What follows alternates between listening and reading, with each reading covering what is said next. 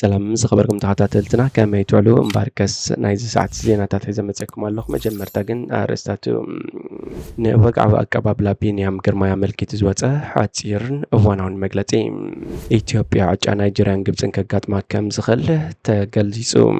ብሪጣንያ ፀረ ስደተኛታት ዘለዓልዎ ዕግርግር ናብ ዝኸፈ ደረጃ ከምርሕ ከም ዝኽእል ተገሚቱ። ዩክሬን ቀዳሞት F-16 ነፈርቲ ውግእ ተቐቢላን ካልኦትን ዝብሉ ዜናታት ሒዝና መፂናኩም ኣለና። ሰናይ ምክትታል።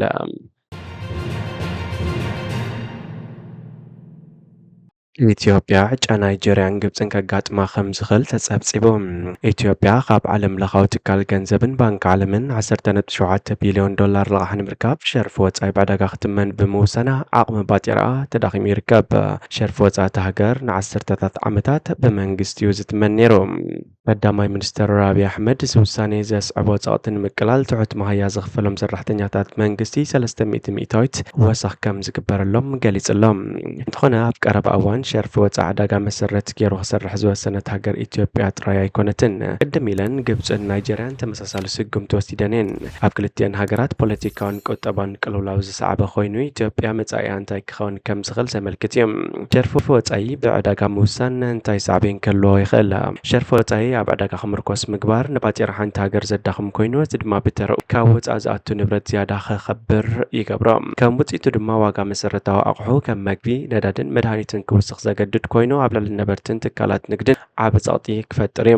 ብንግዳዊ ትካላት ካብ ወጻኢ ዝኣትዉ እታወታት ወይ ጥረ ነገራት ዋጋታት ብዓብዩ ይንቀሳቐሱ ስለ ዘለዎ ማእከላይ ናብራ ዘለዎ ዝበዝሕ ኢትዮጵያዊ ዜጋ ብምኽባር ዋጋ መነባብሮ ዝፍተን ኮይኑ ክስምዖ ክእል እዩ። ዋጋታት ካብ ወጻኢ ዝኣትዉ ፍርያትን ጥረ ነገራትን ኣዝዩ ስለ ዝወሰኸ ነዚ ንምክሕሓስ ዋጋታት ንግዳዊ ትካላት ኣብ ልዕሊ ተጠቀምቲ ከም ዝወሰኸ ተንተንቲ ይዛረቡ። እንተኾነ ዋጋ ሰደድ እታ ሃገር እንተወሪዱ ዝያዳ እቶት ከም ዘምፅን ወጻእተኛታት ኣፈርቲ ዝያዳ ሰሓቢ ከም ዝገብሮን ይግለጽ ኣሎ።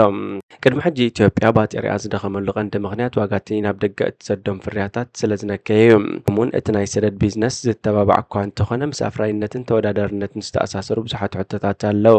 ብዝሓለፈ መጋቢት ግብፂ ድሕርቲ ዓለም ለኻዊ ትካል ገንዘብ ዘቐመጡ ቅድመ ኩነት ኣብ ዕዳጋ ዝተመርኮሰ ሸርፊ ወጻኢ ተግባራዊ ጌራ። ከም ግብረ መልሲ እቲ ትካል ማዕከን ገንዘብ ነቲ ሃገር ዝህቦ ዝነበረ ልቓሕ ካብ 3 ቢልዮን ዶላር ናብ 8 ቢልዮን ዶላር ኣዕቢዎ።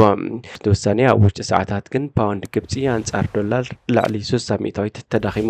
እዚ ድማ ነታ ካብ 2016 ኣትሒዛ ምስ ዘንቆልቆል ቁጠባኣ ትቃል ዝነበረት ግብፂ ዝገደደ ክሳራ ስዒቡላ። ሰበስልጣን ናይጀርያ ድማ ኣብ ሰነ ዝሓለፈ ዓመት ነቲ መንግስቲ ዝትመን ዝነበረ ሸርፊ ወጻኢ ብምቕያር ናይራ ገንዘብ ናይጀርያ ብዕዳጋ ክወሰን ገይሮም። ዋጋ ባጢራ ናይጀርያ ልዕሊ 50 ሚእታዊት ናይ ምዕዳግ ዓቕሚ ወሪዱ ይብል ቻርሊ ሮበርትሰን ካብ ኣብ ለንደን ዝመደበሩ ትካል ማክሮ ስትራቴጂ ፊም ፓርትነርስ ሮበርትሰን ወሲኹ ከም ዝበሎ ናይጀርያ ውሱን ዶላር ነይርዋ። ብሰንኪ ሕፅረት ናይ ወጻኢ ሸርፊ ውሱናት ነበርቲ ጥራዮም ብወግዓዊ ዶላር ክረኽቡ ዝኽእሉ ነይሮም። ትሑት ቁጠባዊ ዕቤት ዕዳጋ እናወሰኸ ብምምፁን ዋጋ ነዳዲ እናነክየ ብምምፁን ሸርፊ ዶላር እትረኽበሉ ዓለማዊ ንግዲ መጠኑ ነኪዩ። ዋጋ ናይቲ ቀንዲ ምግቢ ናይጀርያውያን ዝኾነ ሩዝ ኣብ ዝሓለፈ ዓመት ብዕፅፊ ወሲኹም። ከምኡውን ኣብታ ነዳዲ ተፍሪ ሃገር ዋጋ 1 ሊትሮ ነዳዲ ብ3 እጥፊ ወሲኹም።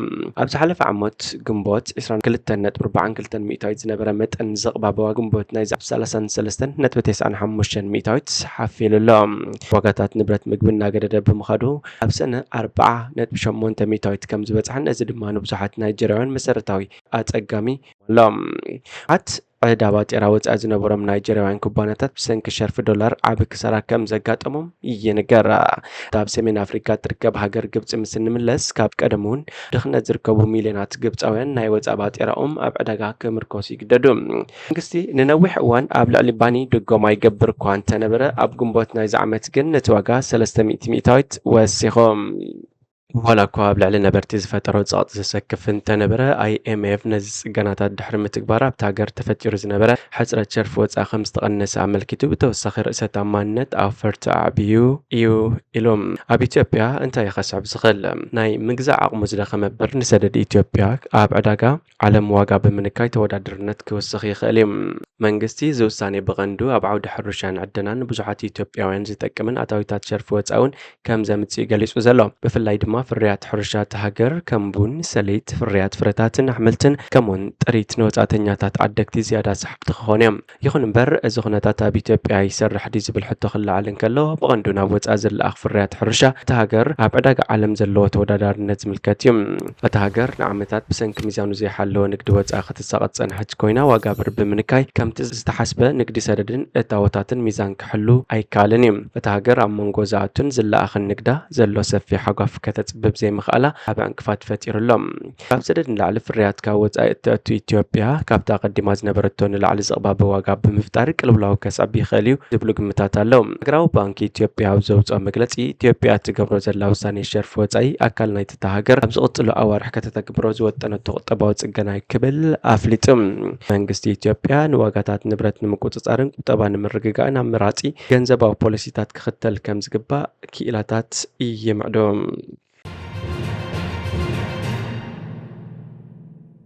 ሓድሽ ሓበሬታ ንወግዓዊ ኣቀባብላ ቢንያም ግርማይ ዝምልከት ሰራሕ ታሪክ ኦሎምፒካዊ ተቐዳዳማይ ቢንያም ግርማይ ኣብ ዙር ፈረንሳ ተኣምር ዝመስል ታሪክ ድሕሪ ምስናዱ ንሃገሩ ኤርትራ ወኪሉ ኣብ ኦሎምፒክ 2024 ክሳተፍ ስለ ዝነበሮ ክሳብ ሕጂ ናብታ ባሃረርታ ትፅበያ ዘላ ሃገሩ ከም ዘይተመልሰ ዝፍለጥ ኮይኑ እና ሕጂ ግን ግቡእ ፈጺሙ ጽባሕ 36 ናሓሰ ኣብ ናይ ንግሆ ሰዓታት ኣስመራ ከኣቱ ምዃኑ ብወግዒ ተሓቢሩ ኣሎ። ሚኒስትር ዜና ኤርትራ እውን ወግዓዊ ኣቀባብላ ነዚ ሰራሕ ታሪክ ኣመልኪቱ ኣብ ዘመሓላልፎ ሓበሬታ መንገዲ ቴሌቭዥን ኤርትራ ሪቲቭን መንገዲ ሬድዮ ድምፂ ሓፋሽን ብቐጥታ ከም መሓላልፎ ምዃኑ ብምሕባር ድሮውን ኣብ ገለ ጎደናታት ኣስመራ ግዝያዊ ስቱድዮ ተኺሉ ከም ዘሎን ምድላዋቱ ከም ዘጻፈፈን ተሓቢሩሎም። ዩክሬን ቀዳሞት F-16 ነፈርቲ ውግእ ተቐቢላ። ፕሬዚደንት ቮሎዲሚር ዘለንስኪ ዩክሬን ስራሕት ኣሜሪካ ዝኾና ዘመናውያን ነፈርቲ ውግእ F-16 ከም ዝተቐበለት ኣፍሊጡ። ፕሬዚደንት ዘለንስኪ ኣብ ሓደ ስሙ ዘይጠቐሰ መደበር ኣየር ኣብ ዝተኻየደ ጽምብል ተረኺቡ F-16 ኣብ ዩክሬን ኣለዋ ኣሳኺዕናዮ ኢሉ። እቲ መራሒ ዩክሬን ነተን ኣብ ሓደ እዋን ነዘን ነፈርቲ ንምሃብ ላንጋላንጋ ዝነበራ መሻርክቲ ዝኾና ሃገራት ኣመስጊኑ ሕጂውን ብዙሕ ከም ዘድሊ ከዓ ተዛሪቡ። ምብዛሕ ዘን ነፈርቲ ንዓቕሚቲ ኣብ ዘመነ ሕብረት ሶቪየት ኣብ ዝነበረ ነፈርቲ ውግእ ዝምርኮስ ሓይሊ ኣየር ዩክሬን ወሳኒ ምዕራፍ እዩ። ኣብ ሰዕባ ኣዋርሕ ተወሰኽቲ ነፈርቲ ውግእ F-16 ናብ ዩክሬን ክኣትዋ ድማ እቲ ሃገር ተስፋ ኣንቢራ ኣላ። እንተኾነ ዩክሬን ነዘን ነፈርቲ ውግእ ከብሩ ዝኽእሉ ዝሰልጠኑ ፓይለታት ከም ዘይብላ ዘለንስኪ ተኣሚኑ። እቲ ፕሬዚደንት ክንደየናይ ነፈርቲ ናብ ዩክሬን ከም ዝኣተዋ ወይ ኩለን ካብተን ብፍሉይ ዘመስገነን ዴንማርክ፣ ኔዘርላንድን ኣሜሪካን ደን ተላኢኸን ዝብል ኣየነፀረን። ፕሬዚደንት ኣሜሪካ ጆ ባይደን ኣብ 2023 ናይ ኤውሮጳውያን መሻርክቲ ነዘን ነፈርቲ ውግእ ክልእኻ ምስ ኣፍቀደ ሃገራት ኔቶ ኣስታት 65 F-16 ናብ ዩክሬን ንምልኣኽ ቃልኣት እየን ነይረን። ነፈርቲ ውግእ F-16 ኣብ 1978 ተኣታትየን። ብዙሓት ምዕራባውያን ን-F-16 ነፈርቲ ውግእ በተን ኣብ 2015 ዝተሰርሓ F-35 ስራሓት ኣሜሪካ ብምትካእ ካብ ኣገልግሎት ወፃኢ ንምግባር ኣብ መስርሕ ይርከባ። ኣባይ ብሪጣንያ ብሓይሊ ኣየራ ዝኾነት ዓይነት ነፈርቲ F-16 የብላን። እንተኾነ ኣብተን ነፈርቲ ዝግጠም ነዊሕ ርሕቀት ዝውንጨፍ ስቶርም ሻዶ ዝበሃል ሚሳይል ንኪቭ ተቕርብ ኣላ። እዘን ሮኬታት ቦምባታትን ሚሳይላትን ክስከማ ዝኽእላ ነፈርቲ ውግእ F-16 ዩክሬን ኣብ ዝተታሕዙ ገዝኣታታን ከምኡውን ኣብ ውሽጢ ሩስያ ናብ ዶብ ኣብ ዝቐርቡ ዕላማታት መጥቃዕትታት ምፍጻም ከኸላ እዩ። ብተወሳኺ ኬቭ ካብ ሩስያ ዝፍነው ግላይድ ቦምባታትን ንምምካት ከኸላ እዩ። ዩክሬን ነዘን ብምዕራባውያን ተዓጢቓተን ዘላ F-16 ምውሓስ እንተኽኢላ ሓይሊ ኣየር ሩስያ ንእግረኛ ሰራዊት ዩክሬን ብግላይድ ቦምባታት ዕላማ ክገብር ኣብ ዘይክእለሉ ደረጃ ንምብጻሕ ዕዙዝ ግደ ክህልወን እዩ። ኬቭ ገለ ካብዘን F-16 ኣብ ወታደራዊ ማዕስከራት ካልኦት ሃገራት ንምቕማጥ እኳ ሓሳብ ኣቕሪባ ተነበረት ፕሬዚደንት ቭላድሚር ፑቲን ንነፈርቲ ዩክሬን ዝኸዘነ ወታደራዊ መደበር ምዕራባውያን ሕጋዊ ወታደራዊ ዕላማ ሩስያ ከም ዝኸውን ኣጠንቂቑ እዮም።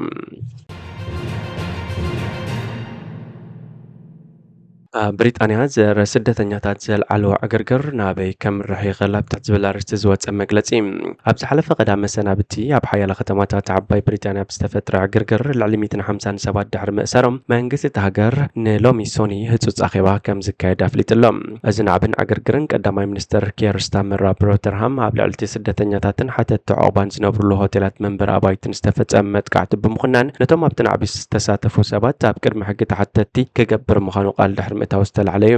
ትማል ሰንበት ፖሊስ ብሪጣንያ ኣብ ሮተርሃም፣ ሚድልስብሮ፣ ቦልተንን ካልኦት ከባቢታትን እቲ ሃገር ንዝተረኣየ ናዕቢ ግብረ መልሲ ይብሉ ኣሎም።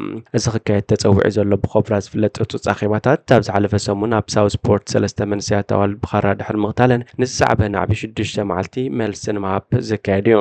ኣኼባታት ኮብራ ንዝፍጠር ዝኾነ ይኹን ኩነታት እፁፅ መልሲ ንምሃብ ዝፅውዕ ኣኼባ ኮይኑ ኮሚቴ ሚኒስትራት፣ ሰራሕተኛታት መንግስቲ፣ ፖሊስ፣ ፀጥታን ካልኦትን እቲ ኩነታት ብቐረባ ዝምልከቶምን ኣካላት ዘጠቃለል ምዃኑ ይፍለጥ። እዚ ሎሚ ሰኒ ዝካየድ ህጹጽ ኣኼባ ብዛዕባ እታ መወዳእታ ዝሓለፈ ሰሙን ዝተፈጸመ ናብን ዕግርግርን ኣብ ዝስዕብ መዓልትታት ክወሃቦ ዝኽእል ግብረ መልሲ ንመንግስቲ ዝርዝር ሓበሬታ ንምሃብ ዝዓለመ እዩ። እዚ ኣኼባ ከም ኣካል ናይቲ ድሮ ከም ዝሓለፈ ሐሙስ ኣብ መንጎ ቀዳማይ ሚኒስተርን ሓለፍቲ ፖሊስን ከምኡውን ብቐዳም ድማ ኣብ መንጎ ላዕለዎት ሚኒስተራት ዝተኻየደ ኣኼባታት ጌርካ ከም ዝረአ ይግለጽ። ቀዳማይ ሚኒስተር ብሪጣንያ ብሰንበት ኣብ ቴሌቭዥን ቀሪቡ ኣብ ዘስምዖ መደረ ነቶም ኣብ ዝናዕቢ ዝተሳተፉ ሰባት መጠንቀቕታ ብምሃብ ብተግባራቶም ክትዓስዮም ክብል ፈኪሩሎም ኣሎ። ኣብዚ ሃገር ዘለዉ ሰባት ውሕስነት ክረኽቡ መሰል ኣሎም። እዚ ኮይኑ ግን ማሕበረሰባት ኣስላም ብፍላይ ዕላማ ክኾኑ ኣብ ልዕሊ መሳጊድ መጥቃዕቲ ክፍጾም ርኢና ኢና ኢሎም። ካልኦት ውሕዳን ማሕበረሰባት ተገሊሎም ንናዚነት ዘዘኻኽር ሰላምታ ኣብ ጎደናታት ይረአ ኣሎም። ኣብ ልዕሊ ፖሊስ መጥቃዕቲ ተፈጺሙ ዓሌታዊ ቃላትን ዓመፅን ዘሐፍር ተግባራት ሕሉፋት ኣኽረርቲ የመናውያን እዩ። ቤት ጽሕፈት ውሽጣዊ ጉዳያት ብሪጣንያ ኣብ ዝሃቦ መግለጺ ከም ኣካል ናይቲ ሓድሽ መስርዕን መሳጊድ ዝዓበየ ሓለዋታት ክግበር ብዝተኻለ ቅልጣፈ ስርዓተ ጸሎት ወይ ስግዳን ናብ ንቡር ክምለስ ንምኻል ሕጹጽ ሓይሊ ጸጥታ ንምውፋር ክሕተት ከም ዝኾነ ገሊጾም። ኣብ ዶርሰት ካልእ ወገን ዝመጹ 600 ሰባት ኣብ ገመግም ባሕሪ ኣብ ዌይማውስ ክተኣኻኸቡ ተራእዮም። ኣባላት ፖሊስ ብውሑዳት ሰባት ዝተወሰነ ግጭት ከም ዘጋጠመን ሓደ ሰብ ብገበን ህዝባዊ ስርዓት ከም ዝተኣስረን ገሊጾም። ኣብ ቦልተን ድማ ጸረ ስደተኛታት ዝኾኑ ሰልፈኛታት ብኣንጻሩ ኣላሁ ኣክባር ወይ እግዚኣብሔር ዝዓበየ ዝብል ጭርሖታት ብዘለዓሉ ክሳብ 300 ዝኾኑ መሸፈኒ ኣፍና ፍንጫን ዝለበሱ ሰባት ገጢሞሞም። ፖሊስ ማንቸስተር ኣብታ ከተማ ብዓንቀጽ ሱሳ ኤኤ ሰባት መልክዖም ንምሽፋን ወይ ንምሕባእ ዝጥቀሙሉ መሸፈኒ ገጽ ካልዩ ዝጠልብ ትእዛዝ ኣውፅዩ። እዚ ዓመፅ ኣብ መጀመርታ ናይቲ ሰሙን ኣብ ሳውስፖርት፣ ቤልፋስት፣ ሃርትፑል፣ ሃል፣ ሊቨርፑል፣ ስቶክ-ኦን ትሬንት፣ ኖቲንግሃም፣ ሳንደርላንድን ካልኦት ቦታታትን ዝተረኣየ ተመሳሳሊ ናዕቢ ዝስዕቡ ዝተፈጥሮ ምዃኑ ተፈሊጡሎም። ሰር ኬር ስታመር እቲ ነዚ ዝካየድ ዘሎ ናዕቢ ዝውሃብ ግብረ መልሲ ምስቲ ኣብ 2011 ዳይሬክተር ዓቃቢ ሕጊ ኣብ ዝነበረሉ እዋን ዝተፈጸመ ናዕቢ ተመሳሳልነት ክህልዎ ከም ዝኽእል ኣመልኪቶም። በዚ መሰረት ስርዓተ ሕጊ ብግቡእ ንኽሳለጥ ዘኽእል ፍርዲ ብኣጋ ክወሃብ ምድላዋት ከም ዝተገብረ ኣረድዩ። ኣነ ንባዕለይ ኣብ 2011 ዳይሬክተር ዓቃቢ ሕጊ ኣብ ዝነበርኩሉ እዋን ኣካል ናይዚ ነይረ። ነዞም ሸፋቱ ብዝተኻለ መጠን ብቕልጡፍ ናብ ፍርዲ ንምቕራብ ዝድላ ክንገብር ድማ ቆሪጸ ኣለኹ ክብል ተዛሪቦም። ምንባር ገጽ ዝኸበርኩም ተኸታተልትና ናይዚ ሰዓት እዚ ዜናዊ መሰናደውና ኣብዚ ፍጸም። ሓደሽ ዜናታት ንምክትታል ሳብስክራይብ፣ ሸር፣ ላይክ፣ ኮመንት ምግባር ኣይትረስዑ ኢኹም። ሰላም